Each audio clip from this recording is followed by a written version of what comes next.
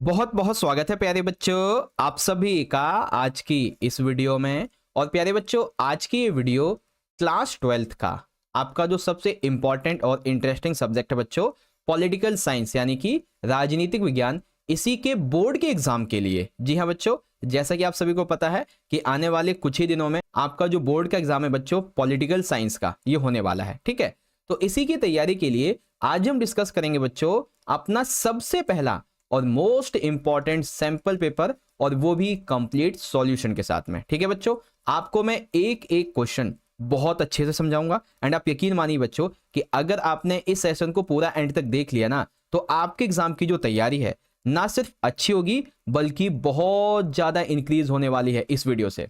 ठीक है, आपके 80 आउट ऑफ बहुत अच्छे मार्क्स आने की संभावनाएं बन जाएंगी। बस आप इस वीडियो को एंड तक जरूर देख लीजिएगा बच्चों। ठीक है, तो चलिए शुरू करेंगे। तो यहां पे देखेंगे बच्चों, पेपर जो है ना इसमें आपके 30 प्रश्न होंगे और 5 खंड होंगे। खंड का के अंदर 1 से लेके 12 तक आपके जो क्वेश्चन है ये होंगे एमसीक्यू वाले, एक एक नंबर के, यानी कि बहुविकल्पीय। खंड खा के अंदर 13 से लेके 18 ये आपके अति लघुत्तरीय प्रश्न होंगे बच्चों, 2 नंबर के टोटल 6 क्वेश्चन। ठीक है, खंड गा के अंदर 19 से 23 लघु उत्तरीय प्रश्न होंगे बच्चों, 4 नंबर के कुल आपके 5 क्वेश्चन। ठीक है, अब खंड घा जो रहेगा इसमें 24 से 26 पैसेज, कार्टून, मैप ऐसे क्वेश्चंस होंगे बच्चों। ठीक है, फिर आपके 5वें खंड में 27 से 30 दीर्घ प्रश्न होंगे 6 नंबर के। बच्चों एक चीज आपको मैं पहले ही बता दूं, आपके लिए मैं एमसीक्यू का एक अलग से वीडियो अपलोड करूंगा। ठीक है, आपके जो भी मोस्ट इंपॉर्टेंट क्वेश्चंस हैं बुक 1 बुक 2 से, इसकी एक अलग वीडियो अपलोड करूंगा। और साथ ही साथ मैप के लिए अलग से एक नहीं बल्कि 2 वीडियोस अपलोड करूंगा, ताकि आपकी जो एग्जाम की प्रिपरेशन जो प्रैक्टिस है वो बहुत अच्छी हो जाए। ठीक है, अब इसी तरीके से जो बच्चे इंग्लिश मीडियम के हैं वो यहां से देख सकते हैं बच्चों। सेक्शन ए में आपके 12 मल्टीपल चॉइस के क्वेश्चन होंगे। सेक्शन बी में आपके 2 नंबर के क्वेश्चन होंगे, यहाँ पे देख सकते हैं आप। सेक्शन सी में आपके 4 मार्क्स के क्वेश्चन होंगे, ठीक है, 19 से 23। सेक्शन डी में पैसेज, कार्टून और मैप वाले क्वेश्चन होंगे। और सेक्शन ई के अंदर 6 नंबर के आपके लॉन्ग क्वेश्चन होने वाले हैं। ठीक है, तो सबसे पहला हमारा सेक्शन ए स्टार्ट हो जाता है बच्चों, जिसमें हमारे मल्टीपल चॉइस के क्वेश्चन होंगे। ठीक है, अब यहां पे पता है आपको बहुत सारे क्वेश्चन के अंदर बहुत सारे और भी क्वेश्चन जानने को मिलेंगे। ठीक है, और एक छोटी सी रिक्वेस्ट है कि अभी जिन 12 एमसीक्यू को हम करने वाले हैं, आप सभी बच्चे उन एमसीक्यू क्वेश्चन का आंसर लाइव सेशन में या फिर कमेंट बॉक्स में जरूर बताइएगा, जिससे कि आपकी अच्छी प्रैक्टिस हो जाएगी। ठीक है, चलिए देखिए सबसे पहला हमारा क्वेश्चन क्या है कि निम्नलिखित घटनाओं को एक काल क्रम के अनुसार आपको व्यवस्थित करना है और सही विकल्प का चयन करना।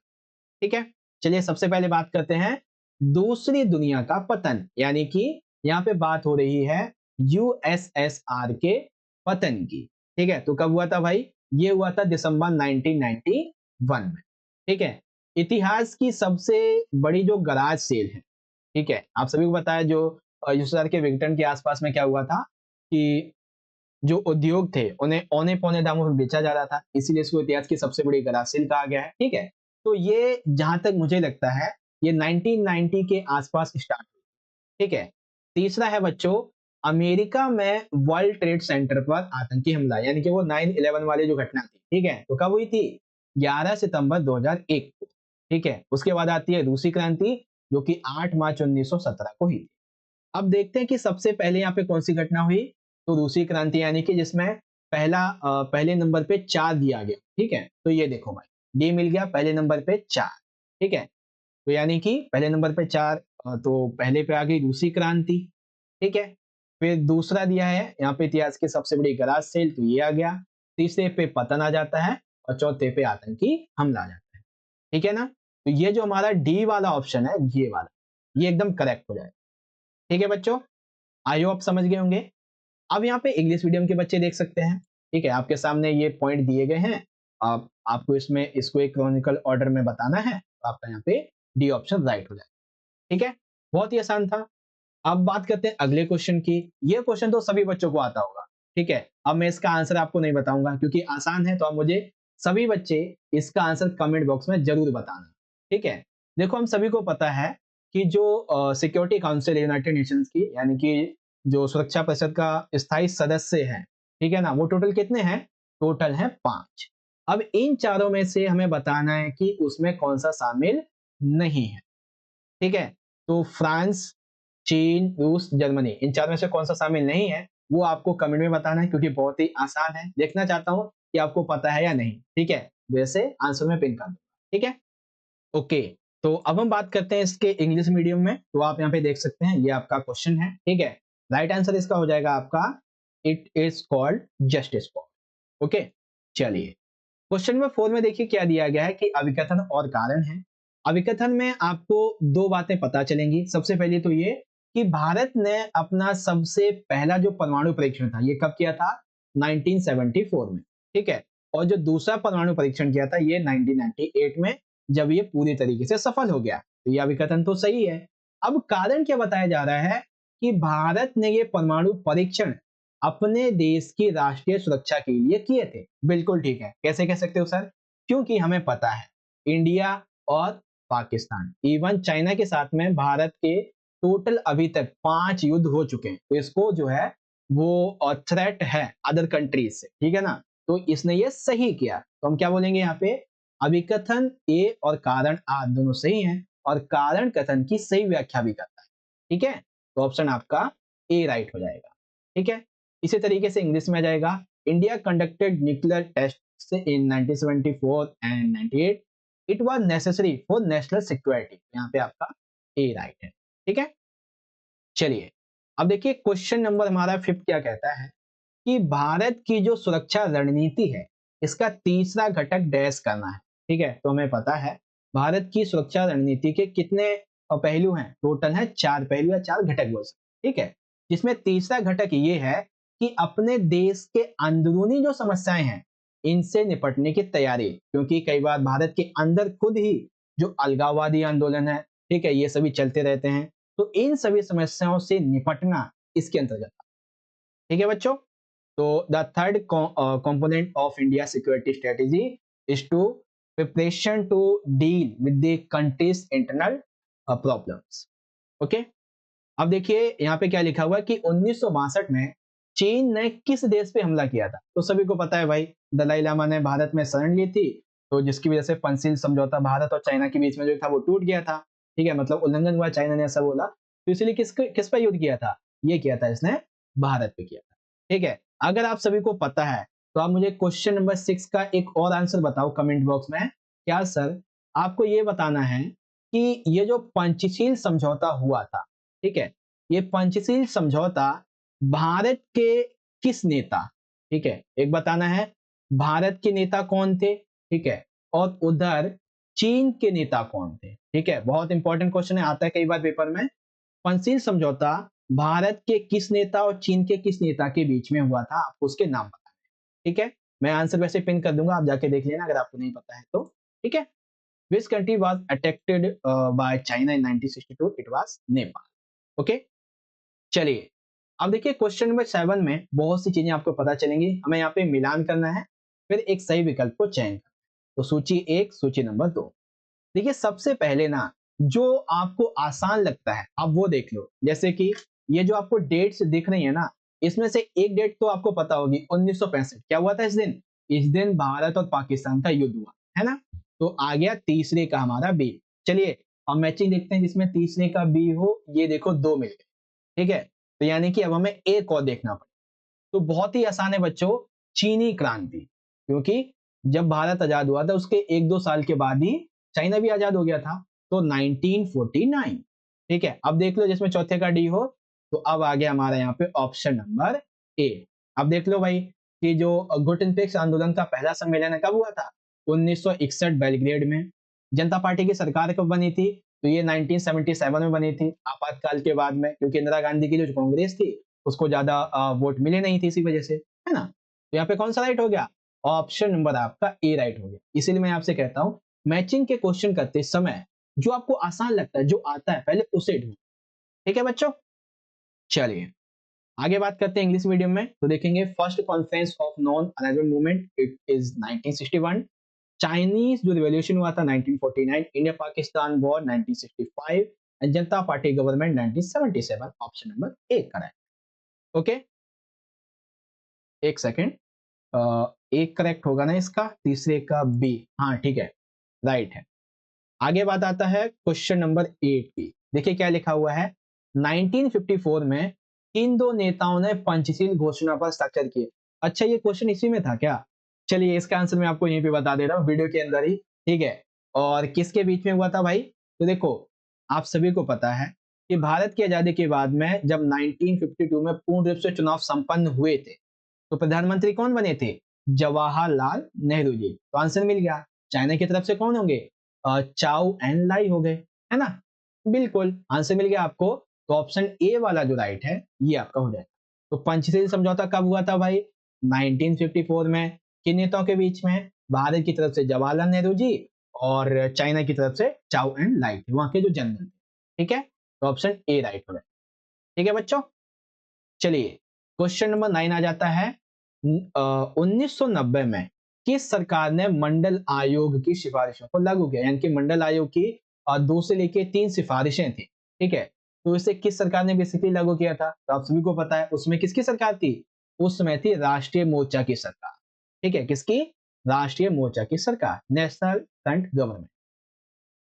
क्वेश्चन नंबर 10 आता है, निम्नलिखित में से कौन सा आतंकी संगठन पूर्व प्रधानमंत्री राजीव गांधी की हत्या के लिए जिम्मेदार था? ठीक है, अब यहाँ पे थोड़ा सा अगर आप दिमाग लगाएं तो हमास का इससे कोई लेना देना नहीं, अल कायदा का भी लेना देना नहीं है। जैसे मोहम्मद तो पाकिस्तान में है, तो सिंपल सी बात होती है। जब राजीव गांधी जी जो लिट्टे के सदस्य थे या फिर एक तरीके से बोल सकते हैं श्रीलंका गए थे, ठीक है ना, उस समस्या को सुलझाने के लिए, तो लिट्टे के कुछ लोगों ने ही उनकी हत्या कर दी। ठीक है ना, तो ये आपका यहाँ पे डी राइट हो जाएगा। Okay, which of the following terrorist organization was responsible for the assassination of former prime minister Rajiv Gandhi? It is LTTE. Okay, अब देखिए क्वेश्चन नंबर हमारा 11 है, अभिकथन और कारण। अभिकथन हमारा कहता है बच्चों कि 1991 में आई नई आर्थिक नीतियों की विभिन्न आंदोलनों और संगठनों की तरफ से भरपूर आलोचना हुई। हाँ, एक तरीके से कह सकते हैं कुछ आंदोलन हुए इसके लिए, कुछ संगठनों ने भी आलोचना की, लेकिन फिर भी इस अवधि में जितनी भी सरकारें बने उन्होंने इस नई आर्थिक नीति पर अमल जारी रखा। हम यहाँ पे क्या बोल सकते हैं? अकॉर्डिंग टू मी, मेरे हिसाब से इसका जो राइट आंसर बैठेगा वो ए होगा। ठीक है, मेरे हिसाब से आपका ए राइट होगा। बाकी आपको क्या लगता है, आपकी तरफ से कौन सा राइट होगा जरूर बताइए। ठीक है, चलिए आप असर्शन रीजन को यहाँ से पढ़ सकते हैं। उसके बाद में हमारा यहाँ पे आ जाता है सबसे आखिरी क्वेश्चन। बहुत ही आसान सा है बच्चों। 1989 के बाद अन्य पिछड़ा वर्ग को मिले आरक्षण के समर्थक और विरोधियों के बीच चले विवाद को डैश कहा जाता है। ध्यान से समझिएगा, 1989 के बाद में अन्य पिछड़ा वर्ग को जो आरक्षण और समर्थन मिला, ठीक है, इसक ये और विरोधियों के बीच में चलने वाले विवाद को क्या बोला जाता है? तो शाहबानो मुद्दा, दल बदल मुद्दा, मंदिर मुद्दा, इनका तो कोई मतलब ही नहीं है ना? कौन सा मुद्दा था ये? मंडल मुद्दा था। ठीक है, तो ऑप्शन नंबर आपका बी राइट हो जाएगा। एंड इंग्लिश में देखें, the dispute between supporters and opponents of reservation for other backwards classes after 1989 is called board issue। ठीक है, तो इस तरीके से हमने अपने जितने भी सेक्शन ए के, ये हमारे टोटल जो 12 क्वेश्चन थे इनको हमने कर लिया है। आई होप आप सभी को सारे क्वेश्चन समझ में आ गए होंगे। एक क्वेश्चन का आंसर मैंने आपसे पूछा था, दूसरे का आप जरूर बताना कौन सा शामिल नहीं है। ठीक है, चलिए इससे पहले आगे बढ़े, आपको एक दो चीजें और बताना चाहूंगा। वो ये है कि अभी से लेके आपके प्री बोर्ड एग्जाम से पहले हम आपके हर एक सब्जेक्ट के लिए कम से कम 2 से 3 सैंपल क्वेश्चन पेपर आपको करवा देंगे। और साथ ही आपके जब सीबीएसई के बोर्ड के एग्जाम होंगे तो बोर्ड एग्जाम से कम आपके हर एक सब्जेक्ट के आपको 10 सैंपल क्वेश्चन पेपर करवा देंगे। जी हाँ बच्चों, 10 सैंपल क्वेश्चन पेपर, जिससे आपकी तैयारी बहुत अच्छी हो जाए। ठीक है, चलिए सेक्शन बी की बात आ जाती है, जिसके अंदर हमारे वेरी शॉर्ट आंसर टाइप के क्वेश्चन होंगे, वो हमें यहाँ पे बताने हैं। ठीक है, चलिए देखिए क्वेश्चन 13 क्या कहता है। यहाँ पे हमसे पूछा गया है कि यूरोपीय संघ की आपको कोई 2 सीमाएं बतानी है। ठीक है, देखिए सीमाएं कह लीजिए या फिर इसकी कमियां कह लीजिए, दोनों एक ही हैं। तो सीमाएं देख के आप घबरा गए, बट ऐसा नहीं। ठीक है, अच्छा एक चीज और, मैं आपको जो ऑफिशियल सैंपल पेपर है वो भी दिखा देता हूँ एक बार। ठीक है, ये देखो, ये आपके सारे के सारे क्वेश्चन रहे ऑफिशियल सैंपल पेपर में, ये रहे। ठीक है, इन्हीं को अब हमने यहाँ पे अटैच किया आंसर को बहुत अच्छी तरीके से। तो देखो यूरोपीय संघ की सबसे पहली कमी तो ये थी कि ये अपना खुद का एक कॉन्स्टिट्यूशन यानी कि संविधान नहीं बना पाए, ठीक है। दूसरा, इनकी अपनी जो विदेश नीति है, जो रक्षा नीति है, जो कि एक जैसी है, कई बार ऐसा होता है कि इन यूरोपियन कंट्री के साथ में एक दूसरे के खिलाफ हो जाती है, ठीक है, एक ही जैसी होने के बावजूद भी। ओके, यूरोपीय संघ में बहुत सारे ऐसे देश भी शामिल हैं जो कि अमेरिकी गठबंधन में थे भी और वर्तमान में हैं भी, ठीक है। और साथ ही डेनमार्क और स्वीडन, इन्होंने मॉसी ट्रस्ट संधि और साझी यूरोपीय जो मुद्रा है यूरो, इसको मानने से भी इनकार कर दिया है। यानी कि यूरो मुद्रा को लेके कॉन्फ्लिक्ट चलता रहता है, क्योंकि चाइना जो वो कहता है कि हम यूरो मुद्रा को नहीं मानते, ठीक है। तो ये कॉन्सेप्ट आपका यहाँ पे आ जाता है। तो ये कुछ कमियां हैं जो कि आपको पता होनी चाहिए यूरोपीय संघ की। आगे इंग्लिश में आ जाता है बच्चों, right any two boundaries of the European union. तो आपके सामने ये दो बाउंड्रीज आ जाते हैं, आप यहाँ से पढ़ सकते हैं, ठीक है। चलिए, अब यहाँ पे देखो क्वेश्चन नंबर 14 क्या कहता है कि पूर्वी पाकिस्तान के बंगाल देश बनने के कोई दो कारण लिखिए। हम सभी को पता है 1947 में जब भारत आजाद हुआ तो जो पाकिस्तान था वो दो हिस्सों में बटा। एक तो आज का जो वर्तमान का पाकिस्तान है उसको हम पाकिस्तान बोलते हैं, और जो इधर बंगाल कोलकाता के आसपास का पाकिस्तान था इसको हम बेसिकली पूर्वी पाकिस्तान बोलते हैं, है ना। तो ऐसे क्या कारण थे, ये पूर्वी पाकिस्तान एक बंगाल देश ही बन गया, ठीक है। तो देखो भाई, सबसे पहला कारण ये था कि पूर्वी पाकिस्तान के लोग पश्चिमी पाकिस्तान के दबदबे और अपने ऊपर उर्दू भाषा को लादने के खिलाफ थे। यानी कि पूर्वी पाकिस्तान के जो लोग थे वो पश्चिमी पाकिस्तान की जो सरकार थी उसके दबदबे में जी रहे थे, ठीक है, वो उससे निकलना चाहते थे।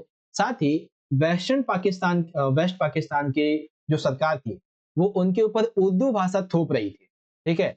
लेकिन पूर्वी पाकिस्तान के लोग तो भाई खिलाफ थे, ठीक है। पाकिस्तान के निर्माण के तुरंत बाद ही यहाँ के लोगों ने बंगाली संस्कृति और अपने भाषा के साथ किए जा रहे दुर्व्यवहार के खिलाफ में आंदोलन करना शुरू कर दिया था, ठीक है, जैसे ही आजाद हुए।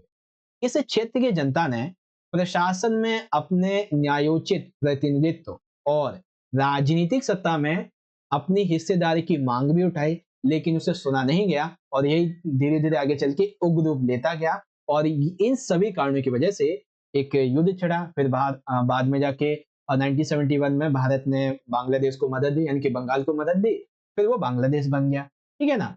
तो ये आपको दो ही रीजन बताने थे, मैंने तीन बता दिए, आप इनमें से कोई दो बताएं, ठीक है। चलिए, इंग्लिश में आ जाता है, right any two reasons for the east Pakistan becoming Bangladesh. तो क्या क्या थे इसके बारे में आप यहां से पढ़ सकते हैं, ये रहे, ठीक है। ओके, तो अब हम बात करते हैं क्वेश्चन नंबर 15 की। बहुत ही अच्छा क्वेश्चन है, सुरक्षा नीति में शक्ति संतुलन का क्या अर्थ, ठीक है। तो सुरक्षा नीति बेसिकली देखो, सुरक्षा की जो पारंपरिक धारणा है इसके अंतर्गत दो तत्व बताए गए हैं। एक है शक्ति संतुलन और एक है गठबंधन को बनाना, ठीक है। अब इस शक्ति संतुलन क्या होता है तो ध्यान से समझो। एक ताकतवर देश के जो पड़ोसी होते हैं हमेशा उन्हें उससे खतरा बनाते हैं, क्योंकि उसके जो पड़ोसी लोग होते हैं, जो देश होते हैं, वो ये सोचते हैं कि ये ताकतवर देश कभी भी उन पर हमला कर सकता है, ठीक है। अर्थात एग्जांपल लेता हूं, जैसे मान लीजिए ये भारत है, भारत के पड़ोसी देश लाइक पाकिस्तान हो गया, इधर नेपाल, इधर भूटान, ठीक है, इधर फिर म्यांमार हो गया, बांग्लादेश हो गया, इधर श्रीलंका हो गया। तो इन सभी को ऐसा लगता है कि कहीं ना कहीं भारत उसके उसके ऊपर कभी भी हमला कर देगा, ठीक है। इसीलिए जितने भी छोटे पड़ोसी देश हैं ये ताकतवर देश के साथ में अच्छे संबंध बनाने का प्रयास करते हैं। जब देखो, अभी मान लेते हैं कि ये नेपाल है, भूटान है, म्यांमार, ये सभी जितने भी कंट्री हैं भारत के पड़ोसी, ये भारत के साथ में अच्छा संबंध बनाए, तो क्या कभी भारत उन पे हमला करेगा? नहीं करेगा। तो वही बात यहाँ पे कही गई है, इसके माध्यम से शक्ति संतुलन होता है। दूसरा, शक्ति संतुलन को बनाए रखने का एक और तरीका ये है कि हर एक देश को अपनी जो सैन्य शक्ति है वो बढ़ानी चाहिए। और कैसे बढ़ाएगा भाई सैनिक शक्ति? जब उसकी आर्थिक और प्रौद्योगिक ताकत अच्छी हो, ठीक है। और शक्ति संतुलन तब तक कायम होता है जब तक कि एक देश ताकतवर नहीं बन जाता, ठीक है। तो ये कॉन्सेप्ट था सुरक्षा नीति में शक्ति संतुलन के बारे में, ठीक है। इंग्लिश में what does balance of power mean in security policy, ये आ जाती है आपके सामने, इसे पढ़ सकते हैं। ओके, तो अब हम बात करते हैं बच्चों क्वेश्चन नंबर 16 की। ये जो क्वेश्चन है आपकी किताब में जो ये बॉक्स होते हैं ना, ठीक है, उससे लिया गया है। ठीक है, क्वेश्चन क्या है, वामपंथ और दक्षिणपंथ इनमें क्या अंतर, ठीक है। तो देखो, वामपंथ को समझने के लिए आप अपने दिमाग में एक छवि बिठाओ, समाजवाद, ठीक है, यानी कि वामपंथी लोग गरीब और जो पिछड़े सामाजिक समूह हैं इनकी तरफदारी करते हैं, ठीक है, और ये कहते हैं कि सरकार को उन सभी नीतियों को लागू करना चाहिए जो इनको फायदा पहुंचा सकते, अर्थात ये सरकार के हस्तक्षेप के समर्थन में है, ठीक है। फिर दक्षिणपंथ की बात आ जाती है, तो इसको आप दिमाग में छवि बनाइए, पूंजीवाद। पूंजीवाद में क्या होता है, खुली प्रतिस्पर्धा होती है, बाजार मूलक अर्थव्यवस्था होती है, ठीक है, इससे देश का विकास होता है और सरकार का हस्तक्षेप ज्यादा नहीं होता है, ठीक है। तो वामपंथ यानी कि समाजवाद टाइप में और दक्षिणपंथ यानी कि पूंजीवाद टाइप में, सिंपल सा कॉन्सेप्ट है, ठीक है।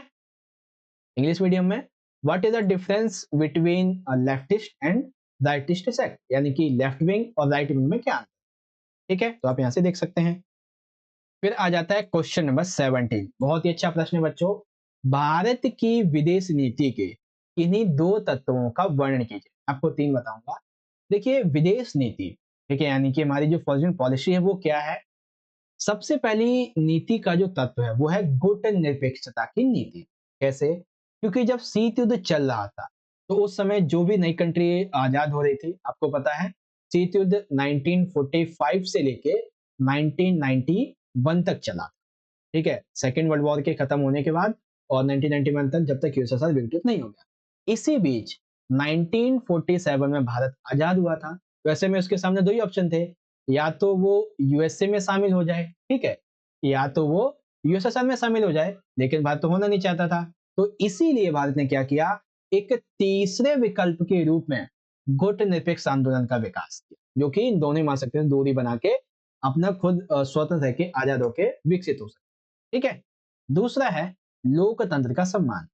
भारत पर अंग्रेजों ने तकरीबन 150 से लेके 180 सालों तक राज किया, तो भारत को पता है कि लोकतंत्र की इंपॉर्टेंस क्या है, ठीक है। इसीलिए जैसे ही भारत आजाद हुआ, शुरुआत से ही उसने लोकतंत्र का सम्मान किया है। दुनिया का सबसे बड़े लोकतांत्रिक देशों में इसका खिताब आता है। अनेक कठिनाइयों का सामना करने के बाद भी भारत में लोकतंत्र खत्म नहीं हुआ। आपने देखा था कि 1975 में जब आपातकाल लगा था, फिर 2 साल बाद में 1977 में बेसिकली हटा था। इस दौरान कहीं ना कहीं लोकतांत्रिक व्यवस्था बेसिकली डगमगाई जरूर थी, लेकिन खत्म नहीं हुई थी, ठीक है। तो उससे अच्छा हुआ, क्योंकि उससे क्या हुआ, हमें कमियां पता चली लोकतंत्र की, उसे बाद में सुधारा भी गया, है ना। चलिए, तीसरा ये है विश्व शांति और मित्रता को बढ़ावा देना।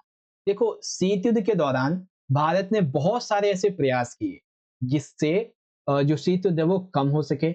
इसको और अच्छा बनाने के लिए भारत ने क्या किया था, यूएनओ की जो शांति सेना थी, जो शांति अभियान होते थे, उसमें भारत अपनी सेना भेजता था, जैसे कि भारत की गंभीरता का पता चला, ठीक है बच्चों। तो ये 3 पॉइंट थे आपको, जो कि मैंने आपको बता दिए, गुटनिरपेक्षता की नीति, लोकतंत्र का सम्मान और विश्व शांति मित्रता को बढ़ावा दें, ठीक है। इंग्लिश में आ जाता है बच्चों, describe any two elements of India's foreign policy. तो policy of non alignment, respect for democracy and promotion of world peace and friends. And 2 number का आखिरी क्वेश्चन है हमारा, बहुत ही आसान सा क्वेश्चन है। जब 1962 का भारत और चीन का युद्ध हुआ था, तो इसके बाद इसके जो परिणाम निकले, इससे भारत के रक्षा क्षेत्र में बहुत सी बदलाव आए। इन्हीं दो बदलावों को आपको बताना है, ठीक है। तो सबसे पहला बदलाव तो ये आया था बच्चों कि भारत को अपने सैन्य ढांचे का आधुनिकीकरण करना पड़ा, यानी कि जब 1962 में भारत चाइना युद्ध हुआ, तो भारत को इस बात का एहसास हो गया कि हमारे पास जो भी हमारा सैन्य ढांचा है वो अभी उतना मजबूत नहीं है कि हम किसी देश को हरा सके। तो इसीलिए भारत ने क्या किया, आधुनिकीकरण करना शुरू कर दिया, नई नई टेक्नोलॉजी, नए नए हथियारों को लाना शुरू कर दिया, ठीक है। 1962 में भारत का जो रक्षा उत्पाद विभाग था, इसकी स्थापना की गई उसी साल। और 1965 में रक्षा पूर्ति विभाग, यानी कि जब कभी ऐसी स्थिति आए, लाइक 1971 में जो भारत पाकिस्तान का युद्ध हुआ था, तो ऐसे में रक्षा उत्पाद विभाग और रक्षा पूर्ति विभाग ने इस युद्ध में बहुत मदद की, ठीक है। युद्ध के बाद भारत का जो रक्षा व्यय था, यानी कि सिक्योरिटी पर जो खर्चा होता था, वो बहुत ज्यादा बढ़ गया, क्योंकि इसने बहुत ज्यादा जो है अपना सिक्योरिटी को बढ़ाने में और ज्यादा काम करने शुरू कर दिए, ठीक है। तो ये 3 प्रकार के बदलाव हमें देखने को मिले थे। आगे बात करें, अब यहाँ पे इंग्लिश मीडियम में आ जाता है कि explain any two changes to place in India's defence sector after 1962। आपके सामने ये 3 पॉइंट है, आप यहाँ से इजीली से पढ़ सकते हैं। ठीक है बच्चों, वेल यहाँ पे आ जाता है बच्चों हमारा सेक्शन नंबर सी। ये है हमारे शॉर्ट आंसर टाइप के क्वेश्चन। ठीक है, कितने हैं? 4 नंबर के 6 क्वेश्चन। देखो वीडियो अराउंड आपकी 30 से लेके 35 मिनट तक की बनेगी, तो पूरा देखना, सारे क्वेश्चन समझा दूंगा। ओके, चलिए देखिए क्वेश्चन नंबर हमारा 19 क्या कहता है। क्वेश्चन में पूछा गया है कि भारत और नेपाल के बीच के जो संबंध है, आपको कोई 2 सहयोग बताने हैं और 2 बाधाएं, यानी कि सिंपल सी बात, भारत और नेपाल के बीच में जो वाद विवाद है, ठीक है, 2 पॉइंट इसके बता देने हैं, और अच्छे संबंध क्या हैं, 2 पॉइंट इसके बता देने हैं। ठीक है, तो सबसे पहले हम बात करेंगे अच्छे संबंधों। तो सबसे पहला पॉइंट है बच्चों, वीजा मुक्त भ्रमण, अर्थात भारत ने और नेपाल ने मिलकर एक संधि की थी, जिस संधि के तहत यह कहा गया था कि दोनों देशों के जो नागरिक हैं वो एक दूसरे के देश में बिना वीजा यानी कि बिना पासपोर्ट के पात्र के आ जा सकते हैं और काम भी कर सकते हैं। ठीक है, तो बहुत अच्छी बात है, इससे जो किसी भी कंट्री के बीच में जब वीजा मुक्त भ्रमण होता है, ठीक है, तो इससे उसके संबंध काफी मजबूत होते हैं। साथ ही दोनों देश व्यापार के मामले में, वैज्ञानिक क्षेत्र के मामले में, प्राकृतिक संसाधनों के मामले में, बिजली उत्पादन को लेके, ठीक है, जल प्रबंधन को लेके, सभी मसलों पर एक हैं और एक साथ मिलकर जो दोनों देशों के बीच में होना चाहिए उस पर काम भी करते हैं। ठीक है, तो ये 2 बातें कैसी हो गई? अच्छी वाली। अब 2 बातें समझिए जो इनके बीच में विवाद बनी है। तो पहला विवाद तो ये है भाई कि जो नेपाल है इसकी चाइना के साथ में दोस्ती है। ठीक है, अर्थात नेपाल और चाइना के संबंध थोड़े ज्यादा अच्छे घनिष्ठ हैं, और भारत सरकार जो है हमेशा इस बात को लेकर अप्रसन्न रहती है। ठीक है, किस बात को लेके? उसको ये मैटर नहीं करता कि चाइना के साथ में आपकी दोस्ती है, मैटर ये है कि नेपाल की जो सरकार है वो भारत विरोधी तत्वों के खिलाफ में कोई कदम नहीं उठाती है। अर्थात जो चाइना के लोग हैं वो नेपाल के रास्ते से होते हुए भारत में कभी-कभी एंट्री कर जाते हैं, या फिर कोई भी जो असामाजिक गतिविधि है वो करते हैं। तो नेपाल की सरकार आखिर उन्हें रोकती क्यों नहीं है? ठीक है, तो ये एक कॉन्फ्लिक्ट है। दूसरा कॉन्फ्लिक्ट ये है कि भारत की सुरक्षा एजेंसियां नेपाल में चल रहे माओवादी आंदोलन को अपनी सुरक्षा के लिए खतरा मानती है। अर्थात भारत की जितनी भी सुरक्षा एजेंसियां हैं वो ये कहती हैं कि नेपाल में ये जो माओवादी आंदोलन चल रहा है ये हमारे लिए खतरा है। क्यों भाई? क्योंकि भारत में आपको पता है, बिहार हो गया, आंध्र प्रदेश हो गया, बिहार जो है वो नेपाल के बॉर्डर से सटा हुआ है, ठीक है, और आंध्र प्रदेश उससे थोड़ा सा नीचे है। तो ये सभी जो इलाके हैं वो नक्सलवादी समूहों से भरा हुआ है। अगर ये माओवादी आंदोलन गलती से भी बिहार की तरफ बढ़ गया, ठीक है, नेपाल से निकलकर बिहार की तरफ आ गया, तो बिहार तो प्रभावित होगा ही, इवन आंध्र प्रदेश भी प्रभावित होगा और देश की अर्थव्यवस्था और जो सामाजिक स्थिति वो खराब होगी।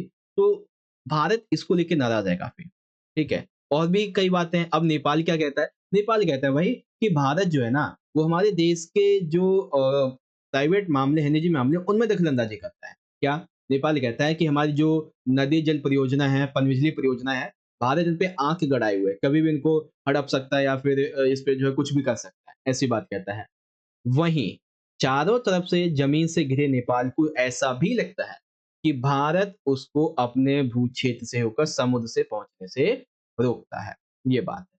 ठीक है भाई, तो भारत और नेपाल के बीच में क्या क्या कॉन्फ्लिक्ट है, क्या क्या अच्छे संबंध है, वो आपने यहाँ पे समझ लिया अच्छे तरीके से। ठीक है बच्चों, चलिए अब जो बच्चे इंग्लिश मीडियम के हैं यहाँ से देखें, तो light on any two collaboration and two obstacles in the relation between India and Nepal. तो वीजा फ्री ट्रेवल एंड किस किस बात पे दोनों की सहमति है वो आ जाएंगी, और 2 से 3 पॉइंट ये आ जाएंगे। ठीक है, चलिए अब क्वेश्चन नंबर जो 20 है इसके अंदर से आपको कम से कम तो 10 एमसीक्यू पता चल जाएंगे। ठीक है, और 2-2 नंबर के कम से कम 4 से 5 क्वेश्चन पता चलेंगे, 6 नंबर का भी पता चलेगा, 4 नंबर का भी। काफी इंपॉर्टेंट है, बड़े ध्यान से समझो। क्वेश्चन हमारा ये है, जो संयुक्त राष्ट्र संघ है इसकी किन्हीं 4 एजेंसियों के कार्य आपको बताने। ठीक है, 4 एजेंसियों के कार्य बताने हैं। तो आ जाइए, यहाँ पे देख सकते हैं टोटल हमने 5 एजेंसियां ली हुई हैं। आई थिंक एक और होगी नीचे अभी, है ना, देखते हैं। ओके, 2 और हैं, ठीक है ना? यहाँ पे 7 एजेंसियों के बारे में आपको मैं बताऊँगा, बड़े ध्यान से समझना, ठीक है? ये सबसे पहला जो है, वो है यहाँ पे विश्व व्यापार संगठन, जिसको हम डब्ल्यूटीओ बोलते हैं। इंग्लिश में बोलते हैं वर्ल्ड ट्रेड ऑर्गेनाइजेशन। ये क्या करती है? तो अंतरराष्ट्रीय संगठन पर, मतलब अंतरराष्ट्रीय स्तर पर जो वैश्विक व्यापार होता है, ठीक है? वर्ल्ड ट्रेड जो होता है, इसके नियमों को बनाता है, तय करता है। ठीक है? डब्ल्यूटीओ। दूसरा है विश्व बैंक यानी कि वर्ल्ड बैंक। ये क्या करती है?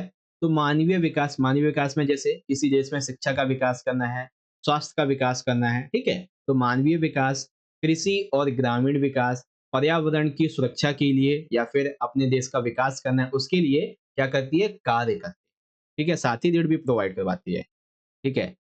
कुछ छोटे-मोटे कामों के लिए, लेकिन मेन जो इंटरनेशनल लेवल पे ऋण प्रोवाइड करवाना होता है, वो आईएमएफ करती है, इंटरनेशनल मॉनेटरी फंड यानी कि अंतरराष्ट्रीय मुद्रा कोष, ठीक है? फिर आती है एमनेस्टी इंटरनेशनल, ये क्या है भाई? तो ये एक स्वयंसेवी संगठन है, जो कि पूरे विश्व में मानवाधिकारों की रक्षा के लिए अभियान चलाता है, ठीक है? फिर यूनेस्को आ जाती है। यूनेस्को जो है, ये शिक्षा एवं संस्कृति के लिए एक अंतरराष्ट्रीय सहयोग से शांति एवं सुरक्षा की स्थापना करती है, ठीक है? फिर यहाँ पे आ जाता है आईएलओ, इंटरनेशनल लेबर ऑर्गेनाइजेशन यानी कि अंतरराष्ट्रीय श्रम संगठन। ओके, ये क्या करती है? तो अंतरराष्ट्रीय स्तर पर जो श्रमिक होते हैं, इनके अधिकारों को बढ़ावा देती है और सामाजिक न्याय को बनाए रखती है, ठीक है? फिर ग्रीन पीस आ जाती है। इसके बारे में आपने आपने बहुत कम सुना हुआ होगा कि 1971 के स्थापित, यानी कि कब हुई थी इसकी स्थापना? 1971 में। ये ग्रीन पीस फाउंडेशन विश्व समुदाय को पर्यावरण के प्रति संवेदनशील बनाने और पर्यावरण संरक्षण हेतु कानून बनाने के लिए दबाव डालने का कार्य करता है। अब देखो, सारी बातों को अगर हम समराइज करें, तो थोड़ा ध्यान से आप समझिएगा। अब आपको सारे पॉइंट में बड़ी आसानी से समझा देता हूँ, ठीक है? देखो, विश्व व्यापार संगठन डब्ल्यूटीओ क्या करती है? अंतरराष्ट्रीय स्तर पर वैश्विक व्यापार के नियमों को बनाती है, उनको लागू। वर्ल्ड बैंक जो है, विभिन्न देशों में निम्नलिखित प्रकार के विकास के लिए कार्य करता है। एमनेस्टी इंटरनेशनल है, ये एक स्वयंसेवी संगठन है, जो कि मानवाधिकारों की रक्षा करती है। अंतर्राष्ट्रीय मुद्रा कोष जो है, अंतर्राष्ट्रीय स्तर पर वित्त व्यवस्था की देखरेख और जो ऋण है, वो उपलब्ध करवाती है। ठीक है? यूनेस्को जो है, ये शिक्षा संस्कृति के लिए अंतर्राष्ट्रीय सहयोग, शांति और सुरक्षा को लागू करती है। आईएलओ यानी कि इंटरनेशनल लेबर ऑर्गेनाइजेशन, अंतर्राष्ट्रीय श्रम संगठन, ये अंतर्राष्ट्रीय स्तर पर श्रमिकों के अधिकार को बढ़ावा देती है। ग्रीन पीस 1971 में स्थापित हुआ था। ये विश्व में विभिन्न देशों के लोगों को पर्यावरण के प्रति अच्छा, हितकारी और पर्यावरण के संरक्षण हेतु कार्य करती है। ठीक है? तो ये कॉन्सेप्ट था आपका, जो कि आपको यहाँ पे पता चला। बहुत ही अच्छा क्वेश्चन था। इसमें से बहुत सारी बातें आपको और भी पता चली होंगी। अब इंग्लिश में देख लेते हैं। तो explain the functions of any 4 agencies of the United Nations. तो वर्ल्ड ट्रेड ऑर्गेनाइजेशन है, वर्ल्ड बैंक की बात आ जाती है, ठीक है? इंटरनेशनल जो एमनेस्टी इंटरनेशनल, इसकी बात आ जाती है। इंटरनेशनल मॉनेटरी फंड की बात आ जाती है, यूनेस्को, आईएलओ, गिनी। ओके? चलिए, अब यहाँ पे देखते हैं क्वेश्चन नंबर 21। ये क्वेश्चन जो है, काफी डिफिकल्ट तो लग रहा होगा, लेकिन ऐसा है नहीं। पहला तो काफी आसान है, दिया गया है वैश्वीकरण एक आर्थिक प्रक्रिया के रूप में परिणत हुआ है। कथन के पक्ष या विपक्ष में तर्क लिखिए। सिंपल सी बात है कि वैश्वीकरण की वजह से देशों की अर्थव्यवस्था का सुधार भी हुआ है, देशों की अर्थव्यवस्था में गिरावट भी आई है। अब आपको या तो इसके पक्ष में बातें करनी है या तो इसके विपक्ष में, बट डोंट वरी, मैं आपको दोनों पक्ष की बातें बताता हूँ, ठीक है? चलिए, यानी कि सिंपल सी बात है, हमें क्या बताना है? हमें वैश्वीकरण के आर्थिक परिणाम बताने हैं। सकारात्मक इसका पक्ष हो जाएगा, ठीक है? और नकारात्मक इसका विपक्ष हो जाएगा, है ना? चलिए, पहले सकारात्मक की बात करते हैं। देखिए, जब से वैश्वीकरण हुआ है, आयात और निर्यात यानी कि देश के अंदर सामान आना और बाहर ले जाने के संबंध में जो भी प्रतिबंध थे, वो खत्म होने लगे थे सभी के, यानी कि विदेश नीति में बदलाव होने लगा था, ठीक है? इससे व्यापार में तेजी से बढ़ोतरी हुई। लोगों को, इट मीन्स कि जो कंट्रीज थे, देश थे, उन्हें विदेशी मुद्रा, लाइक जो भी डॉलर है, दिरहम है, वट, तो ये जो विदेशी मुद्रा है इंटरनेशनल ट्रेड में जो चलती है, वो मिलने लगी। वैश्विक संबंधों का दौर चला, यानी कि जब दो देशों के बीच में व्यापार होता है, तो सिंपल सी बात है, संबंध अच्छे ही बनते हैं। अब ऐसा हुआ कैसे? तो ऐसा हुआ प्रौद्योगिकी के विकास से, क्योंकि आज के टाइम पे इंटरनेट और कंप्यूटर से जुड़ी सेवाओं का प्रचार प्रसार इतना हो गया है कि लोगों को आजकल जो भी नया मॉडल आता है, ठीक है, नई टेक्नोलॉजी आती है वो यूज करनी है। तो इसकी वजह से क्या हो रहा है, मान लेते हैं कि चाइना ने कोई नया टेक्नोलॉजी निकाला, ठीक है, तो लोगों को पता चला कि नई टेक्नोलॉजी, नया कोई इक्विपमेंट यहाँ पे इन्वेंट हुआ है, तो पूरे देश के लोग इसके पास आएंगे, मुझे दो मुझे दो मुझे दो। जैसे क्या हो गया, इकोनॉमिकल चाइना को भी फायदा हुआ और बाकी कंट्री जो है ना, उन्हें टेक्निकल और इकोनॉमिकल दोनों फायदा होते हैं। ठीक है, फिर आ जाता है अर्थव्यवस्था में सुधार। देखो, जब भी व्यापार होता है किसी भी वस्तु का या फिर कोई भी प्रभाव होता है, लोग आते जाते हैं, काम वगैरह करते हैं, तो इससे क्या होता है कि अर्थव्यवस्था में सुधार आता है, इकोनॉमिकल कंडीशन मजबूत होती है। ठीक है, फिर यहाँ पे है चौथा, वस्तु की उच्च गुणवत्ता। देखो एग्जांपल देता हूँ, जैसे मान लेते हैं कि किसी कंट्री में पहले ये केवल दो ही कंपनियां, ठीक है, ये दो कंपनियां मिलकर जो है ये एक पेन बनाती हैं। ठीक है, दो कंपनियां मिलकर पेन बनाती हैं, ये पेन बेचती हैं, मान लेते हैं कि 50 रुपए, ठीक है, तो अभी तक लोगों को ये 50 रुपए का ही पेन मिल रहा था। लेकिन वहीं एक कंपनी आई यहाँ पे उसी देश में, अब वो कंपनी बेचने लगी है वो पेन कितने का, मात्र एक सेकेंड, इसको हटाते हैं, ठीक है। मान लीजिए वो कंपनी पेन बेचने लगी है 20 रुपए का, ठीक है, और वो अच्छी से अच्छी गुणवत्ता में बेचने लगी है, तो उससे क्या होगा कि ये जो दो कंपनियां हैं, इनको हालांकि घाटा तो होगा, लेकिन अभी हम घाटे की बात नहीं कर रहे, हम बात कर रहे हैं प्रॉफिट की। तो इससे क्या होगा, कंपनियों के बीच में प्रतिस्पर्धा बढ़ गई। अब ये तीनों कंपनियां यही तो सोचेंगी कि हम कैसे कम करें, कैसे अच्छी से अच्छी चीज दें इन लोगों को, है ना। तो ये चीज यहाँ पे आ जाती है। आज के टाइम पे आप देखेंगे जितने भी मोबाइल फोन होते हैं उसमें ना जाने कितने एक्स्ट्रा फीचर्स आते हैं। कभी प्रो आता है तो कभी प्रो प्लस आ जाता है, कोई अल्ट्रा प्रो मैक्स आ जाता है, पता नहीं और क्या क्या। ठीक है, तो ये चीजें थी। और सिंपल सी बात है भाई, देशों के बीच में व्यापार होगा तो विदेशी व्यापार में वृद्धि होगी, मुद्रा मिलेगी और औद्योगिक वृद्धि होगी, सिंपल सी है ना। तो आपको समझ में आ गया बच्चों कि सकारात्मक में आप क्या क्या बातें लिखेंगे। ठीक है बच्चों, चलिए अब बारी आ जाती है कि इसके विपक्ष, यानी कि अब हम बात करेंगे इसके नकारात्मक एस्पेक्ट की। ठीक है, चलिए नकारात्मक की देखते हैं। तो सबसे पहला तो ये पॉइंट है कि छोटे उद्योगों का पतन। अभी मैंने पेन वाला एग्जांपल लिया था, कौन सा, जैसे मान लेते ये दो कंपनियां थी, ठीक है, ये भी 50 रुपए का पेन बेच रही थी, वहीं ये एक बड़ी कंपनी आई जो 20 रुपए का पेन बेच रही है। अब सपोज करो कि ये दोनों कंपनियां इस एक कंपनी को डिफीट नहीं कर पाती, वो नहीं कर पाते कि 20 रुपए पेन बेच पाए, तो ये दोनों कंपनियां तो गई भाई। बस सिंपल सा यही काम है कि जो भी बहुराष्ट्रीय कंपनियां आती हैं उसकी वजह से छोटी छोटी कंपनियां जो है बर्बाद हो जाती। ठीक है, दूसरा है असमान विकास, अर्थात वैश्वीकरण की वजह से समाज में दो नए वर्गों का उदय हुआ। एक तो वो जो पहले से अमीर थे वो तो अब और ज्यादा अमीर हो गए, और जो पहले से गरीब था वो अब और ज्यादा गरीब होता चला गया, है ना। तो वही बात थी। तीसरा है विकसित देशों की कठोर वीजा नीति, यानी कि जो ऑलरेडी डेवलप्ड कंट्री हैं उन्होंने अपनी वीजा नीति को इतना कठोर बना रखा है कि उनसे कोई भी कंट्री व्यापार नहीं कर पाती। ठीक है, उनकी शर्तों को ही नहीं पूरा कर पाती। उसके बाद में नागरिकों को मिलने वाला सामाजिक सुरक्षा कवच, अब ये क्या होता है सर, इसके अंतर्गत रोटी, कपड़ा, मकान, स्वास्थ्य सेवा, सुरक्षा, ठीक है, ये चीजें आती है। तो अब वो हट चुका है।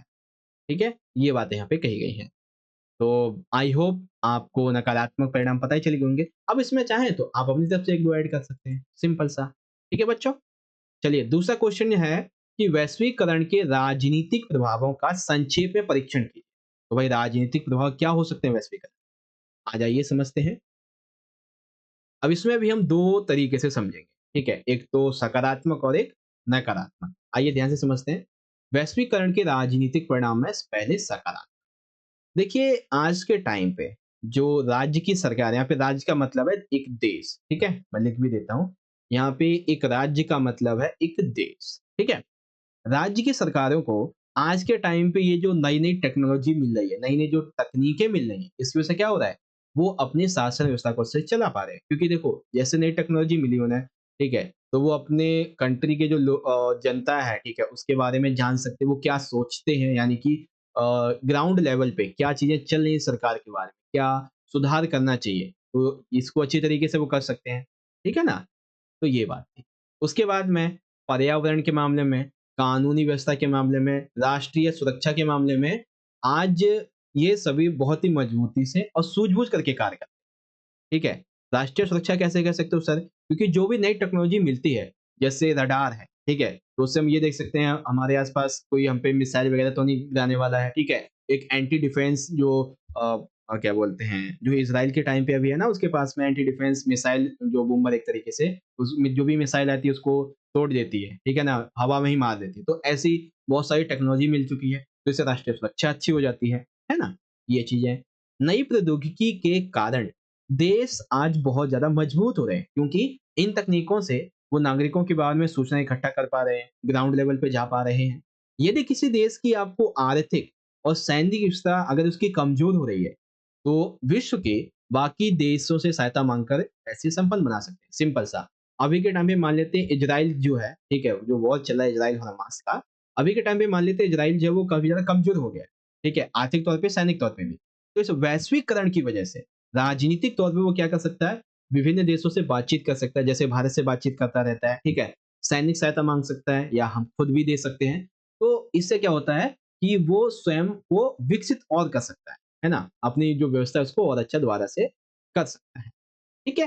तो ये हो गया सकारात्मक। अब बारी आ जाती है कि इसके नकारात्मक परिणाम क्या हैं? तो भाई नकारात्मक तो कुछ ज़्यादा ही है, ठीक है? यहाँ पे हम कुछ ही 2-4 की बात करेंगे। देखो 4 नंबर में आपको दोनों लिखने की ज़रूरत नहीं है, कोई एक लिखो। अगर नहीं पूछा गया तब दोनों लिखना है। नकारात्मक की बात करते हैं।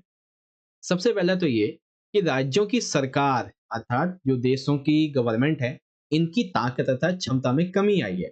कैसे कमी आई है? क्योंकि आज के टाइम पे जितनी भी बहुराष्ट्रीय कंपनियां, बहुत सारे जो संगठन हैं, वो अपने पैर पसार चुके हैं। और जब किसी कंट्री में मान लेते हैं कि उस देश की जो जीडीपी है, वो अभी मान लेते हैं कि ₹100 है, ठीक है? ₹100 किसी देश की जीडीपी। अरे सर जी इतने में तो एक कोल्ड ड्रिंक भी नहीं आती। मैं एग्ज़ाम्पल दे रहा हूँ, ठीक है? मान लेते हैं ₹100 जीडीपी है, ठीक है? इस ₹100 की जीडीपी में एक जो इंटरनेशनल कंपनी है एबीसीडी, हालाँकि वो कहीं और की है, ये कंपनी है। ये कम से कम ₹20 जो है, ठीक है? ₹20 जीडीपी में केवल टैक्स देके जो है सहयोग कर रही है। तो क्या कोई भी गवर्नमेंट इस कंपनी के खिलाफ कोई एक्शन लेना पसंद करेगी? मेरे हिसाब से तो नहीं करेगी। ये तो मैंने रुपए की बात की है। मान लेते हैं कि 100 करोड़ है, ठीक है? 100 करोड़ में से 20 करोड़ केवल ये कंपनी इसको प्रॉफिट दे रही है, टैक्स दे रही है। तो क्या सरकार ऐसे करेगी? नहीं। तो इससे क्या हुआ है कि सरकार की जो क्षमता है उसमें कमी आ रही है, ठीक है? राज्य जो थे यानी देश जो थी, देश की गवर्नमेंट जो सामाजिक कल्याण के लिए कार्य करती थी नागरिकों के लिए, उसमें भी कमी आ रही है।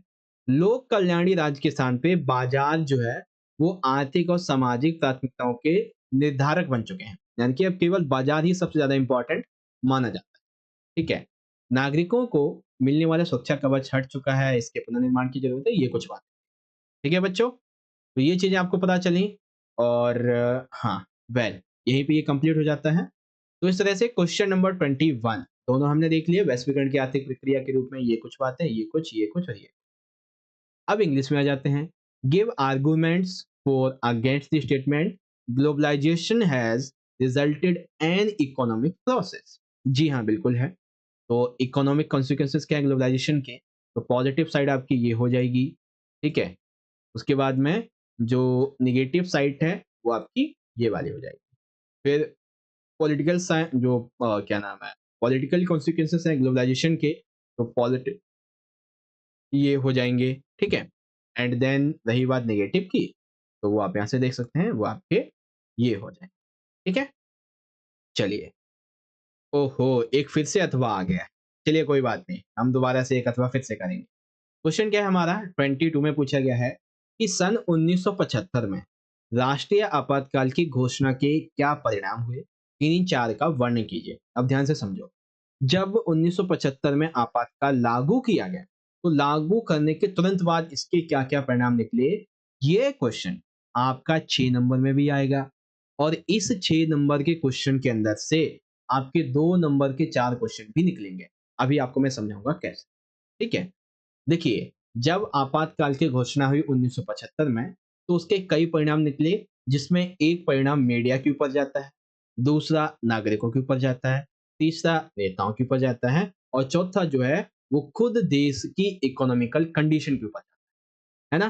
तो पहले देखो मीडिया के बारे में 2 नंबर में आ सकता है, नागरिकों के बारे में 2 या 4 नंबर में आ सकता है, नेताओं के बारे में 2 या 4 नंबर में आ सकता है। ठीक है ना? तो हालाँकि क्वेश्चन एक ही है, लेकिन अलग से तोड़ के आ सकता है। तो पहले पॉइंट बताएँगे, जनसंचार अभिव्यक्ति की स्वतंत्रता सिंजाना। अर्थात जैसे ही आपातकाल लागू किया गया, ठीक है, 25 जून को 25-26 जून की मध्यरात्रि को, तो उसी रात जितने भी अखबार थे, दफ्तर थे, ठीक है? अखबार जो थे, अखबार, दफ्तर, प्रेस जो थी, उन सभी की बिजली काट दी गई, ठीक है? और साथ ही अखबारों पर सरकार ने सेंसरशिप लगा दी। आप कहोगे सर ये सेंसरशिप क्या होती है? तो इस मामले में सेंसरशिप का ये अर्थ होता है कि अगर किसी भी न्यूज़पेपर को, ठीक है, सरकार के बारे में यानी कि गवर्नमेंट के बारे में कोई भी बात छापनी है, तो उसे सबसे पहले सरकार से मंजूरी लेनी पड़ेगी। इसको सेंसरशिप बोलते हैं। तो ये उन्होंने लागू कर दी उन पे, ठीक है। कुछ ऐसी पत्रिकाएँ थी, जैसे कि इंडियन एक्सप्रेस हो गया, ठीक है, स्टेटमैन हो गए, ये कुछ अखबार थी, पत्रिकाएँ थी। ये क्या करती थी, जहाँ पे सरकार का विरोध करना होता था। जैसे मान लेते हैं 2 पेज हैं, इन पे सरकार के विरोध के बारे में लिखना होता था, तो ये उस जगह को खाली छोड़ देती थी। जिससे पता चल जाता था लोगों को कि यहाँ पे सरकार के बारे में कुछ गलत यानी कि उनका विरोध किया जाना था। लेकिन सेंसरशिप लगी है तो भाई बता तो सकते नहीं थे, है ना? तो सबसे पहला क्या हुआ कि जो जनसंचार माध्यम थे, इनकी अभिव्यक्ति की स्वतंत्रता छिन गई। पहला पॉइंट ये हो गया। उसके बाद जितनी भी धार्मिक संस्थाएँ थी, इन पे प्रतिबंध लग गया।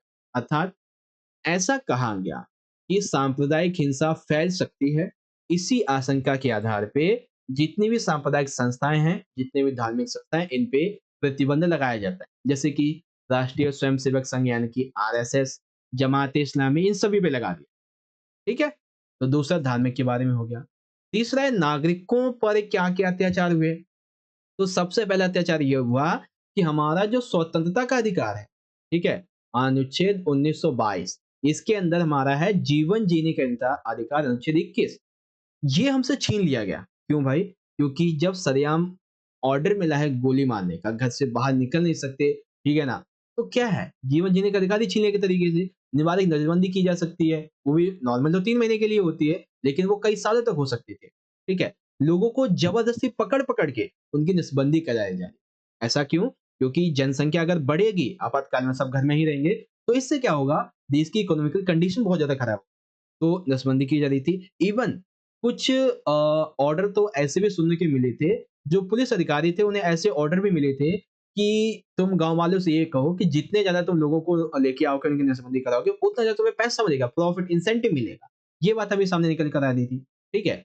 वहीं गवर्नमेंट ने और पुलिस ने लोगों से ये कहा कि हम आपके जो झुग्गी-झोपड़ियाँ हैं ना, इनको हटा देंगे और तुम्हारे लिए स्मार्ट सिटी बनाएँगे।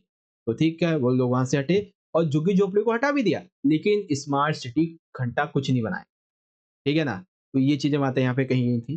देखो आपातकाल की जब बात आती है ना, तो काफ़ी ज़्यादा दुःख होता है इस बात, लेकिन फिर भी क्या करें? अब है तो पढ़ना तो पड़ेगा। फिर यहाँ पे भाई चौथा कि नेताओं से संबंधित ज्यादतियाँ, ये भी आ सकता है आपका 2 मार्क्स में। माइंड नहीं कीजिएगा, ये मैंने वर्ड यूज़ किया था अभी, ठीक है? उसके बाद है कि सरकार के द्वारा रातों-रात निवारक नज़रबंदी के तहत केवल इस आधार पे कि कुछ कर सकते हैं, जितने भी विपक्षी नेता थे, कई हज़ारों की संख्या में, उनको गिरफ्तार करके जेल में डाल दिया गया। जैसे कि मोरारजी देसाई जो कि 1977 में जाके सरकार बनाते जनता पार्टी की, उनको जेपी नारायण, ऐसे बड़े-बड़े नेताओं को जेल में डाला गया, उनके फ़ोन टैप किए गए, पर्सनल बातें सुनी गई। अब एक एक्ट होता है बच्चों, MISA, ठीक है? आप सभी बच्चों को मुझे कमेंट में बताना है कि ये जो मीसा होता है, ठीक है? इस मीसा का फुल फॉर्म क्या होता है? आप इंग्लिश और हिंदी किसी में बता सकते हैं, ठीक है? मीसा का दुरुपयोग किया गया था, जिसके तहत फ़ोन टैप किए गए। अब कुछ जो नेता थे, वो भूमिगत हो गए, यानी कि छिप गए और छिप-छिप के जो थे, सरकार के खिलाफ जो बातें थी, उनको करते रहे। ठीक है? चलिए। तो ये तो हो गए कि आपातकाल के दौरान यानी कि इसके क्या परिणाम निकले, क्या-क्या बातें हुई, कुछ ये बात। अब जो दूसरा क्वेश्चन है वो ये है कि कहीं न कहीं भारत में भारतीय इतिहास की बात करें अगर हम भारत की आज़ादी की बात की, तो ये एक काला इतिहास रहा है, काला समय रहा है। लेकिन फिर भी इसका एक गोल्डन पॉइंट हमारे सामने निकल के क्या आता है कि 1975 की आपातकाल से सीखने को मिले कोई 4 सबक बताइए, ठीक है? तो हमें आपातकाल के 4 सबक बताने हैं, ओके? चलिए, देखिए आपातकाल से सीखे गए सबक में सबसे पहला पॉइंट तो ये है कि जब आपातकाल लगा तो हमें ये पता चल गया कि भारत से लोकतंत्र को विदा कर पाना बहुत कठिन है। अर्थात हमने देखा कि आपातकाल के दौरान बहुत सारी ज्यादतियां हुई जो अभी अभी हमने ऊपर पढ़े, लेकिन फिर भी कहीं पर भी लोकतंत्र पूरी तरीके से खत्म नहीं हुआ। हालांकि वो बात अलग है कि थोड़े समय के लिए वो थोड़ा सा कमजोर जरूर हुआ। ठीक है, ये अच्छी भी बात रही कि हमें इससे अपनी जो लोकतंत्र की कमजोरियां थी ये पता चल गई। ठीक है, कैसे कैसे कमजोरियां पता चल गई। सबसे पहली कमजोरी ये पता चली कि आपातकाल के दौरान जो न्यायपालिका थी ये नागरिकों के अधिकारों की रक्षा नहीं कर पाई अच्छे से। ये भी सबक है और कमजोरी भी रही, है ना? तो अब जब आपातकाल समाप्त हुआ तो न्यायपालिका ने इस संबंध में बहुत सारे जो कुछ कानून टाइप में थे वो बनाए अपने लिए। ठीक है, और ये कहा कि ऐसा भविष्य में पहले तो होगा नहीं, और अगर हुआ तो हम नागरिकों के अधिकारों की रक्षा के लिए सदैव तत्पर हैं। ठीक है, उसके बाद आपातकाल जब लगाया गया, ठीक है, आपातकाल जब लगाया गया था तो इंदिरा गांधी जी ने क्या कहा था कि आंतरिक अशांति की आशंका है, इसीलिए देश में आपातकाल लगाया जाए। ठीक है, आंतरिक गड़बड़ी के आधार। तो अब संविधान में एक प्रावधान कर दिया गया आपातकाल के बाद में कि आंतरिक अशांति के आधार पर नहीं, बल्कि जब तक देश में सशस्त्र विद्रोह नहीं होगा तब तक ये आपातकाल नहीं लगेगा। और दूसरी बात तो ये थी कि आपातकाल इंदिरा गांधी ने कैसे लगाया था। उन्होंने फखरुद्दीन अली अहमद को क्या किया था, कॉल किया था, उस समय राष्ट्रपति थे, उनको बोला कि आंतरिक अशांति हो रही है, आप आपातकाल लगाने का जो ऑर्डर उसे जारी कर दो। तो उन्होंने बोल दिया कि आपातकाल लग गया। ठीक है, लेकिन अब अगर आपातकाल लगाना है तो पहले तो प्रधानमंत्री को मंत्रिपरिषद साथ ही राष्ट्रपति इन दोनों को लिखित में सूचना देनी होगी। जब वो पारित करेंगे तभी आपातकाल। ठीक है, तो चलो आपातकाल कैसे लगेगा ये प्रोसेस भी अब अच्छा बन गया। ओके, आपातकाल में शासक दल ने पुलिस तथा प्रशासन को अपना राजनीतिक औजार बनाकर इस्तेमाल किया। अर्थात आपातकाल के समय जो भी शासक दल था, जो भी पार्टी थी इंदिरा गांधी जी की कांग्रेस, तो इसने क्या किया, पुलिस को और प्रशासन को अपने हाथ की कठपुतली बना के इस्तेमाल किया। तो ये भी पता चला कि भाई पॉलिटिकली इतना जो प्रेशर है वो नहीं होना चाहिए किसी भी पुलिस या प्रशासन पे। अब क्या किया गया कि इन संस्थाओं को स्वतंत्र करने के लिए कई कार्य किए जाने लगे।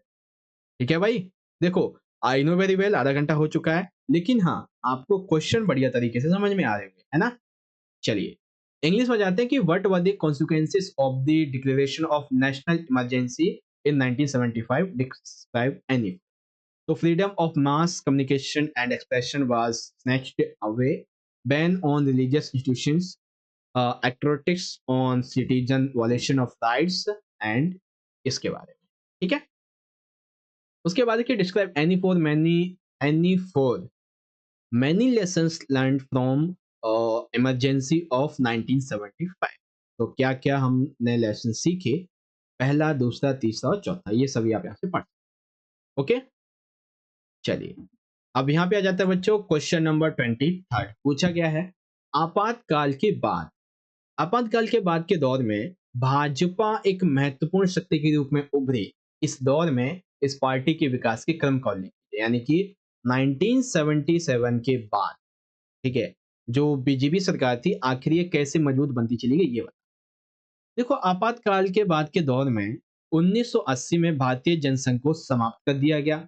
ठीक है, और भारतीय जनता पार्टी का गठन किया गया। तो आपसे पूछा जाता है कि बीजेपी का गठन कब हुआ। तो देखो, बीजेपी इन द सेंस कि भारतीय जनता पार्टी, तो 1980। और संस्थापक कौन थे उस समय, तो अटल बिहारी वाजपेयी जी संस्थापक थे। अब आ जाइए शुरू करेंगे। देखिए 1984 में क्या हुआ था कि इंदिरा गांधी जी की हत्या कर दी गई थी, जिसकी वजह से उन चुनावों में सहानुभूति मिली। अब इस वजह से कांग्रेस को जबरदस्त सफलता मिली। ठीक है, क्योंकि इंदिरा गांधी जी के साथ में सहानुभूति थी सबकी, जबकि भाजपा को लगभग 2-4 सीटें ही प्राप्त हुई थी। ठीक है, स्वयं जो अटल बिहारी वाजपेयी जी थे वो ग्वालियर से अपना चुनाव हार चुके थे। तो इस दौर में भाजपा की कोई विकास उसका नहीं हुआ। ठीक है, जब राम जन्मभूमि का मुद्दा सामने आया और ताला खुलने वाला था, यानी कि राम जन्मभूमि जो थी अब उसका ताला खुलने वाला था, जो अदालती आदेश आया था, तो इस आदेश को भाजपा ने एक राजनीतिक मुद्दा बनाया और इसका लाभ उठाया। और फिर जब 1989 में चुनाव हुए, अगले आम चुनाव जो हुए, इन चुनावों में बीजेपी को उम्मीद से ज्यादा सफलता मिली, ठीक है, और कांग्रेस का एक अच्छा विरोधी विकल्प बनने की इच्छा जताई। कांग्रेस को छोड़कर वीपी सिंह ने अपना एक जनता जनता दल बना लिया। कांग्रेस कमजोर पड़ने लगी अब, ठीक है। फिर 1989 का जब चुनाव इन्होंने लड़ा, तो फिर उन्हें पूर्ण बहुमत तो नहीं मिला, लेकिन बीजेपी ने उन्हें वहां से समर्थन दिया और जो संयुक्त मोर्चा थी इसने सरकार, यानी कि 1989 में अप्रत्यक्ष तौर पे कहीं ना कहीं अब बीजेपी जो थी वो सरकार में भागीदारी बन चुकी।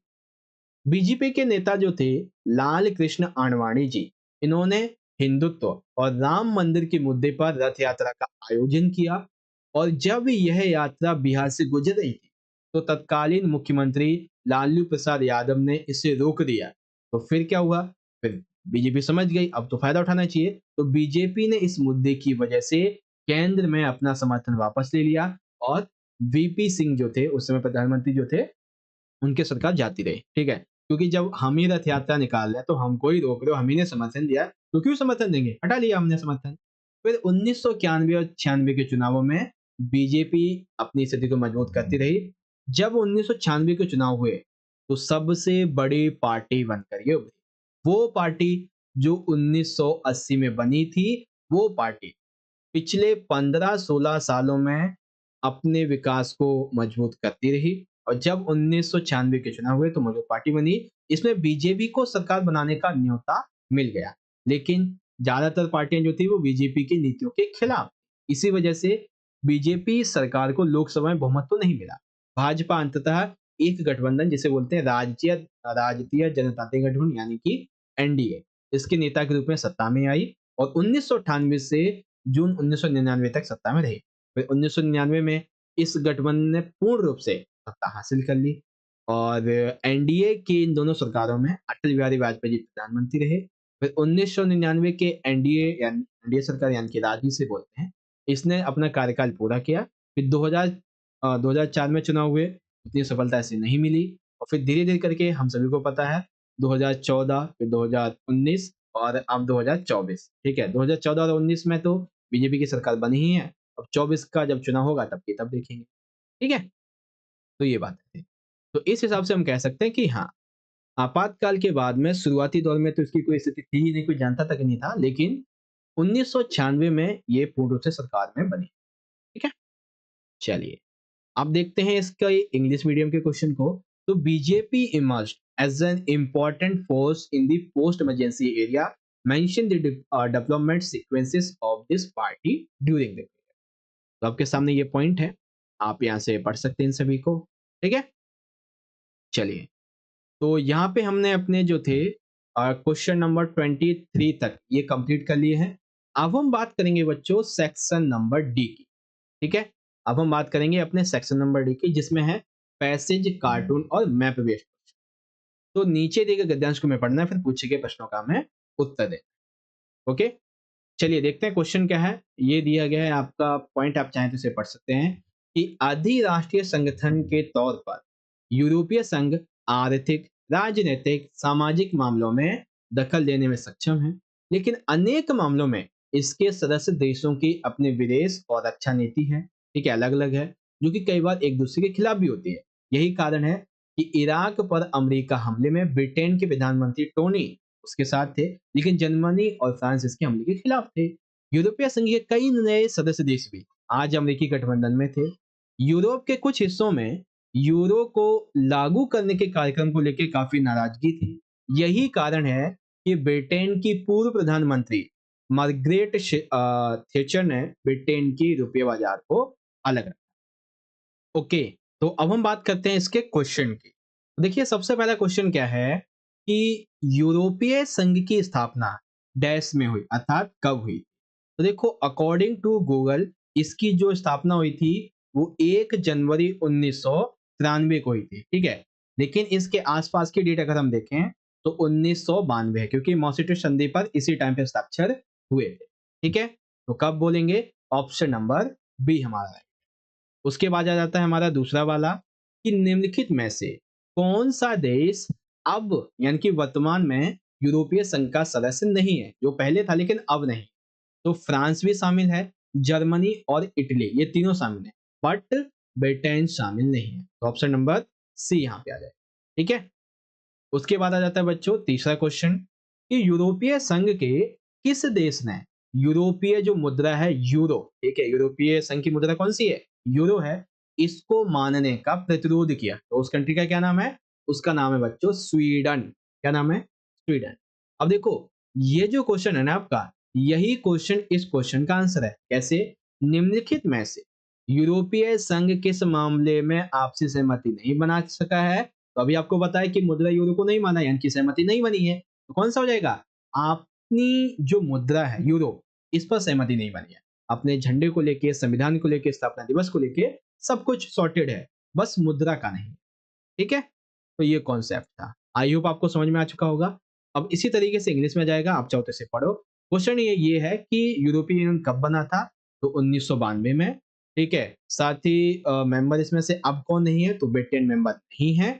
एंड रही बात इसकी, तो इसका स्वीडन हो जाएगा, जिसमें जो यूरो करेंसी को मानने से मना कर दिया। एंड डिस्प्यूट किसको लेके है, तो वो है करेंसी। ठीक है, चलिए अब यहाँ पे देखेंगे ए बी सी, ये मैप दिया गया इंडिया का, हमें जानकारी दी गई होगी और मैप दिया गया होगा, देखते हैं। ओके, ये रहा हमारा मैप। ठीक है, पहला, दूसरा, तीसरा, चौथा ये दिया गया है। क्वेश्चन को पढ़ना है और समझना है। जैसे कि पहला वाला पॉइंट है हमारा, कर्पूरी ठाकुर से संबंधित राज्य। ठीक है, लाल बहादुर शास्त्री जी से संबंधित राज्य, एस से निजलिंगप्पा से संबंधित राज्य और वीवी गिरी से संबंधित राज्य। ठीक है, हमें जो पेपर में करना है वो क्या करना है, आप मिड टर्म का एग्जाम दे ही चुके हैं तो आपको पता ही होगा। आपको टेबल बनानी है, मैप नहीं लगा के आना है। और टेबल में ये तो मैंने अभी भर रखा है, ये भरा हुआ नहीं मिलेगा, खाली मिलेगा, ब्लैंक मिलेगा आपको। ठीक है, आपको जानकारी पढ़नी है और अक्षर और राज्य का नाम है। ठीक है, जैसे कि पहले दिया गया है कि कर्पूरी ठाकुर से संबंधित राज्य कौन सा है, तो इनसे संबंधित राज्य का नाम है बच्चों बिहार। तो ये हमारा पहला हो जाएगा। ठीक है, ये हमारा पहला हो जाएगा बिहार। अब पहले के लिए हम कैसे भरेंगे, पहले के लिए हम लिखेंगे संबंधित अक्षर ए और अपने राज्य का नाम बिहार। उसके बाद जो लाल बहादुर शास्त्री जी हैं, इनसे संबंधित राज्य कौन सा है, तो आइए देखते हैं। इनसे संबंधित राज्य है बच्चों डी, यानी कि उत्तर प्रदेश। ठीक है, तो आ जाइए भरते हैं इसको, संबंधित अक्षर और राज्य का नाम उत्तर प्रदेश। ठीक है, फिर यहाँ पे दिया गया बच्चों एस से निजलिंगप्पा से संबंधित राज्य, तो वो कौन सा है, वो ये है आपका बी वाला। ठीक है, जिसको बोलते हैं कर्नाटक। तो बी भरेंगे और लिखेंगे यहाँ पे कर्नाटक। फिर है बच्चों बीवी गिरी से संबंधित राज्य, तो बीवी गिरी से संबंधित राज्य को यहाँ पे सी लिखा हुआ है, यानी कि यह है आंध्र प्रदेश। बट आंध्र प्रदेश और उड़ीसा दोनों ही संबंधित हैं, लेकिन मेन जो है वो आंध्र प्रदेश। लिखेंगे सी और नाम लिखेंगे आंध्र प्रदेश। ठीक है, बस यही करना है आपको अपने मैप में, जो कि बहुत ही इजी है। और टेंशन मत लो, मैं आपके लिए मैप की ना कम से कम 10 से लेके 15 वीडियो लेके आऊंगा, अलग अलग मैप की कम से कम 10 से 15 वीडियो, जिससे आप अच्छे से मैप की तैयारी भी कर पाओ। ठीक है, अब अच्छा इंग्लिश में, चलिए मैप तो खैर इंग्लिश का सेम ही मान लीजिए। अच्छा 26 आ जाता है कार्टून वाला क्वेश्चन। तो यहाँ पे आप देखेंगे ये कार्टून जो है वो साभा, ये बेसिकली शंकर जी के द्वारा लिखा गया है 20 मई 1951 में, जो इलेक्शन कमेटी थी इसके बारे में। क्वेश्चन क्या है कि इस कार्टून में किस पार्टी के लिए उम्मीदवार चुना जा रहा है। ठीक है, तो सिंपल सी बात है, आप यहाँ पे देखेंगे ये जो एक व्यक्ति बैठे, ये कौन है, ये है जवाहरलाल नेहरू जी। ठीक है, तो कौन सी पार्टी हो गई इनकी, कांग्रेस पार्टी हो। ठीक है, दूसरा क्वेश्चन, कार्टून में दिखाई गई किसी एक नेता को पहचानिए। एक नेता जवाहरलाल नेहरू जी, ये तो मैंने आपको बता ही दिया है। अब बहुत सारे हैं, जैसे कि नेहरू जी के अलावा मोरारजी देसाई बैठे हैं, रफी अहमद किदवई हैं। ठीक है, और भी बहुत सारे हैं, बाबू जगजीवन राम है, श्री राजगोपालाचारी, मौलाना आजाद है। ठीक है, और भी सारे हैं। 1951 के चुनावों में कांग्रेस की क्या भूमिका थी, तो 1951 के चुनावों में कांग्रेस की भूमिका इस तरीके से थी। सबसे पहली बात, कुछ एमसीक्यू को समझो। देखो 1951 के जो चुनाव थे, ठीक है, वो 1951 के अक्टूबर से शुरू हुए थे और फरवरी 1952 तक रहे, इसीलिए हम इसको 1951 की बजाय 1952 का चुनाव। ठीक है, जिसमें तकरीबन 6 महीने का समय लगा। ओके, उसके बाद में देखो आशा यह थी कि जो भारतीय राष्ट्रीय कांग्रेस है वो इस चुनाव में पूर्ण रूप से बहुमत के साथ में जीतेगी। हुआ भी यही, इस पार्टी ने लोकसभा के पहले ही चुनाव में कुल 489 सीटों में से 364 सीटें जो थी वो हासिल की। विधानसभा के भी चुनाव कराए गए तो यहाँ पे भी कांग्रेस पार्टी को बड़ी जीत मिली। त्रावणकोर, कोचीन जो कि आज के केरल का हिस्सा है, मद्रास और उड़ीसा को छोड़ दे तो सभी राज्यों में कांग्रेस ने अधिकतर सीटें दर्ज की और वहां पे सरकार भी बनाई। ठीक है, तो 1951 के चुनावों में कांग्रेस की ये कुछ भूमिका रही थी। आई होप ये तीनों क्वेश्चन समझ गए। इंग्लिश मीडियम में देखेंगे तो यहाँ पे आ जाता है आपका ये वाला। ठीक है, तो यहाँ पे जो एक कैंडिडेट है वो किसके लिए चुना जाना है, तो कांग्रेस के लिए किसी एक लीडर को पहचानना है, तो लीडर बहुत सारे नाम हैं। और रही बात रोल की तो यहाँ पे, ठीक है, वेल इस तरह से हमने अपने आज के सैंपल पेपर को यहाँ पे कंप्लीट कर लिया है। अब बचता है केवल हमारा सेक्शन नंबर ई। ओके, तो प्यारे बच्चों, इस तरह से आप सभी ने मेरे साथ मिलके क्लास 12th के अपने आने वाले पॉलिटिकल साइंस यानी कि राजनीतिक विज्ञान के बोर्ड एग्जाम 2025 के लिए जो सैंपल पेपर 1 है बच्चों, इसके पार्ट 1 की वीडियो को, ठीक है, सैंपल पेपर 1 और जो पार्ट 1 है इसको यहाँ पे पूरा कर लिया है। अब जो अगली वीडियो होगी पार्ट 2 की, उसके अंदर हम बाकी के क्वेश्चंस को कवर अप कर लेंगे। ठीक है, अब आप सभी बच्चों को ये वीडियो अच्छी लगी है तो जल्दी से इस वीडियो को एक प्यारा सा लाइक जरूर करें बच्चों। और अगर आप चैनल पे पहली बार आ गए हैं और अभी तक आपने चैनल को सब्सक्राइब नहीं किया है तो बच्चों सब्सक्राइब जरूर कर लीजिएगा। अभी हमारी फैमिली काफ़ी छोटी है तो मैं चाहता हूँ कि आप सभी बच्चे ज़्यादा से ज़्यादा सब्सक्राइब करें और हमारी फैमिली को और बड़ा बनाएं। ठीक है, इसमें आप अपना सहयोग दें, तो जल्दी से सब्सक्राइब कीजिए और बेल नोटिफिकेशन को ऑल पे सेट कर दीजिएगा। बाकी आपके लिए ऐसे ही हम कम से कम 5 से लेकर 7 सैंपल क्वेश्चन पेपर आपको करवाएंगे जिससे कि आपकी एग्जाम की तैयारी बहुत अच्छी हो जाएगी। ठीक है, चलिए बच्चों, मिलते हैं आपसे इसी पेपर के पार्ट 2 की वीडियो के साथ। तब तक के लिए पढ़ते रहिए, अपना ख्याल रखिए। बहुत बहुत धन्यवाद। जय हिंद, जय भारत, वंदे मातरम।